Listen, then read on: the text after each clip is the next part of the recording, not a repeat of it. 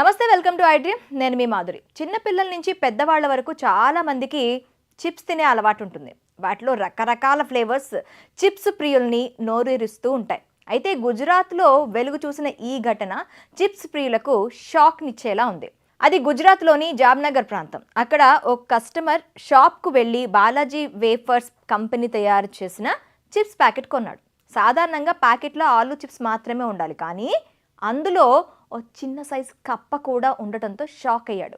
ఆ కప్ప కూడా ఆలులతో పాటు డీప్ ఫ్రై అయ్యి వచ్చింది. టైం పాస్ కోసం కొన్న చిప్స్ ప్యాకెట్లో కప్ప కనిపించేసరికి కస్టమర్ మైండ్ బ్లాక్ అయింది. చిప్స్ ప్యాకెట్స్ తయారు చేసిన కంపెనీపై చిర్రెత్తుకొచ్చి పౌర సరఫరాల శాఖకు ఫిర్యాదు చేశాడు. ఆలు చిప్స్ ఉండాల్సిన ప్యాకెట్లో కప్ప ఉండడం ఏంటని అధికారులు విచారణకు ఆదేశించారు. ఆ కస్టమర్ చిప్స్ ప్యాకెట్ను పగలు ఓపెన్ చేశాడు కాబట్టి సరిపోయింది. అది ఏ చీకట్లోనూ తినడానికి ట్రై చేస్తుంటే ఆ చిప్స్తో పాటు కప్ప కూడా కడుపులోకి వెళ్ళిపోయేది.